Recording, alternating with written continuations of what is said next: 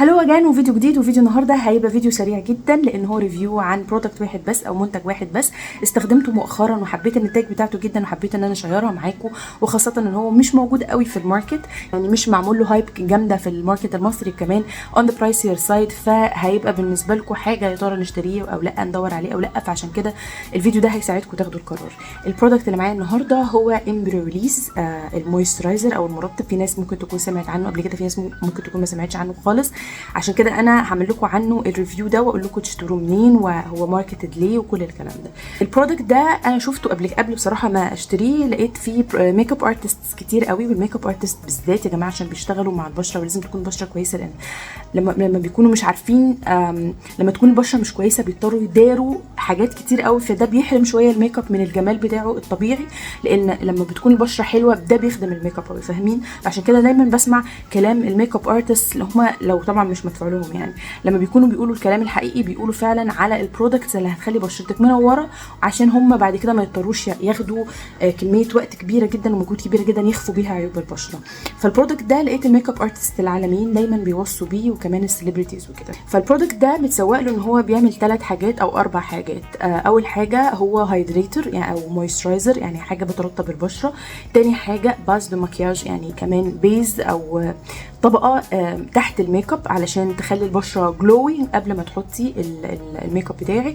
ماسك هيدراتان يعني ماسك مرطب للبشره. واخر حاجه هو ميلك كلينزنج ميلك، يعني زي المثل الووتر، او هو اكتر زي الكلينزنج ميلك اللي هو اللبن او اللوشنز اللي بتحط على البشره عشان تنزل الميك اب قبل ما تغسليه ببشرتك. يعني ممكن تستخدميه 4 استخدامات مختلفه، هكلمكم عن كل استخدام منهم واذا كان هو حاجه حلوه لكل الاستخدام دول ولا لا. اول حاجه البرودكت اون ذا برايسي سايد، فهو يعني غالي شويه او شويتين. انا الصراحه كنت مش بفكر اشتريه خالص لحد ما لقيته نزل على بلوم دي الصيدليه اللي انا بجيب منها كل البرودكتس بتاعتي، لان هم عندهم الاوبشن بتاع فاليو. وفاليو طبعا من غير ما اعمل له ماركتنج، يعني هو نظام تقسيط عندنا في مصر علشان تقدري تقسطي بالبرودكتس اللي انت عايزاها.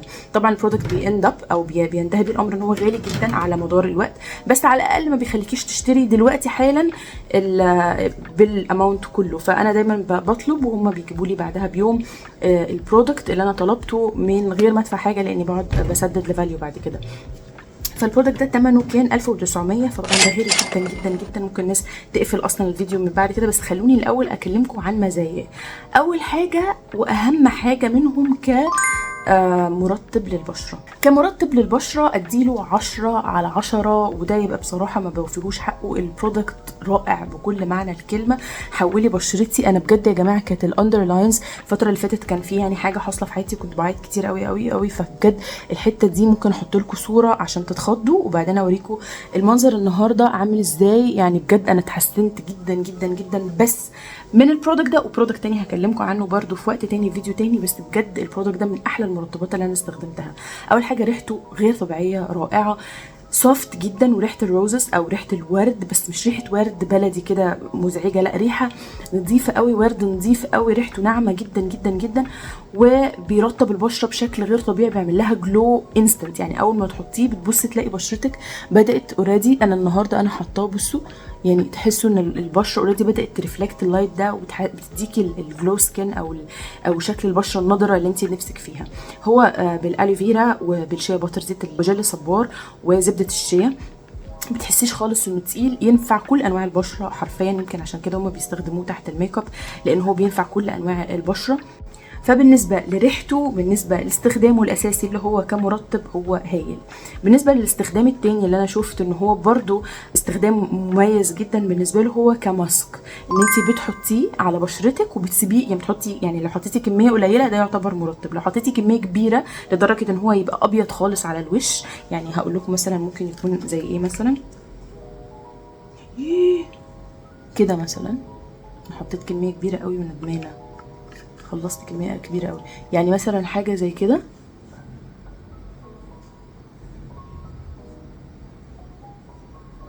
وتسيبي بقى البشره تمتص كل الكميه دي. مش هتقعد كده، هتسيبي البشره هي تمتص كل الكميه دي. خليني اروح بسرعه اشيله وارجع لكم. طبعا انا قررت ما اشيلوش، وقررت ان انا اخلي بشرتي تمتصه، لان حرام البرودكت غالي جدا على ان انا اشيله بحاجه. بس هو بصوا بصوا في ساعتها عمل ايه، بيخلي البشرة وحطيه على ايدك، حطيه. هو طبعا لو كان ارخص سنة كنت كمان ممكن احطه على رقبتي وايدي وعلى جسمي وعلى كل الكلام ده، بس هو طبعا يعني غالي جدا على ان احنا نستخدمه الاستخدام ده. بس شايفين في ساعتها عامل ازاي، شايفين الجلو، شايفين مناخيري عاملة ازاي. فهو الصراحة كماسك كمان ماسك رائع، بس انا يعني قررت ان انا افركه في وشي كده علشان يمتص بسرعه عشان ما اخسرش البرودكت. بس انت لو انت في البيت لا ما تعمليش كده، خليه وخليه يقعد يمتص على فتره، هتحسي حتى على ايدك هو بدل ايدي بجد يا جماعه. يعني بجد كل الرينكلز او الحاجات اللي كانت بدات تظهر في ايدي دي راحت من البرودكت ده. ريحته رائعه.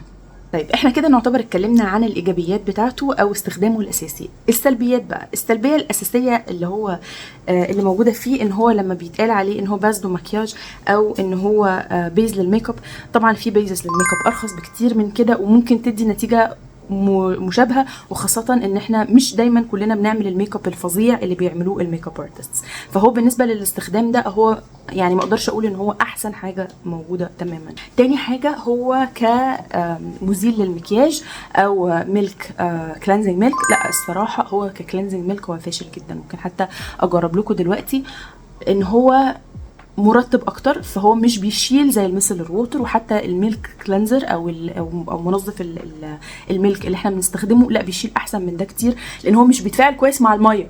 دي السبب ان هو مش احسن ميلك كلينزر، ان هو لما بتحطي عليه الميه ما بتحسيش ان هو والميه تفاعلوا مع بعض ان هم يشيل البرودكت، ولا حتى هو ممكن يكون بيدوب الميك اب من على وشك. وده اي كريم هتحطيه على وشك هيدوب او هيشيل الميك اب من مكانه. فانت مش مضطره تجيبي كريم ب 2000 جنيه علشان مجرد ان هو يشيل حاجه من مكانه. انت حتى شويه زيت جوز هند ممكن يعملوا الايفكت ده. فهو لما بيتسوق له ان هو ليه 4 استخدامات مختلفه، انا شايفه الصراحه ان هو في استخدامين منهم هم اللي اقوياء جدا، وهو كماسك ترطيب.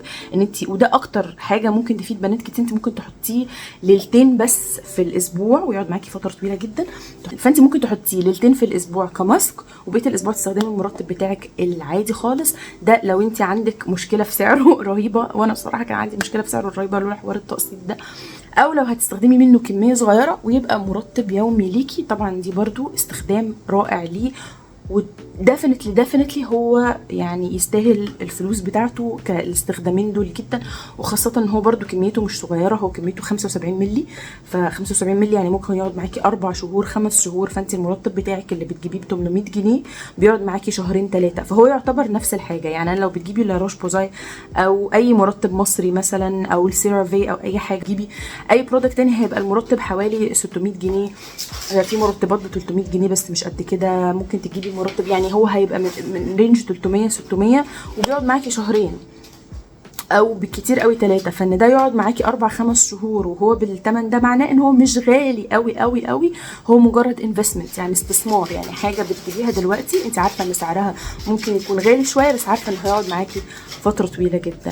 فهل انا ارشح لكم البرودكت ده ولا لا؟ برشحه بحراره. لو معاكي الفلوس ما تتردديش. لو عايزه تخشي على نظام فاليو وتجيبيه برده، او اي نظام تقسيط تاني او كريدت كارد او اي حاجه، طبعا هاتيه جدا. واعتقد ان انا يعني بعد ما استخدمت البرودكت ده هيبقى صعب عليا جدا ان انا ارجع لاي مرطب تاني ان كيس لو هو ما بقاش موجود في الماركت. انا شفته، اكتبوا على جوجل هتلاقوا يعني موجود في كذا حته، بس المكان اللي انا جبته منه هو بلوم.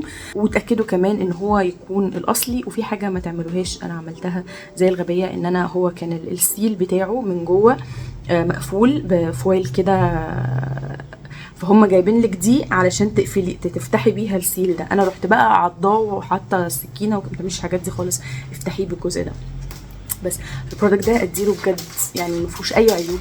يعني العيب الوحيد هو اصلا مش عيب، يعني ان هم كاتبين ان هم بيستخدموه ب4 حاجات، لا انت بتستخدميه 2 بس. فده حلو اصلا ان هو تكوني بتستخدميه حاجتين بس. وان هو طبعا غالي شويه بالنسبه لان انت هتدفعي كل الفلوس دي دلوقتي حالا. بس واتمنى الفيديو يكون عجبكم، واتمنى دايما فيديوهاتي تعجبكم وتبقوا دايما بتستفادوا منها. وقولوا لي ايه اللي عجبكم وايه اللي ما عجبكوش، واذا كنتوا هتجيبوا البرودكت ده ولا لا، وايه البرودكت التاني اللي ممكن يكون اقرب حاجه في الاستخدام للبرودكت ده. اشوفكم فيديو تاني ان شاء الله. ثانك يو وباي باي.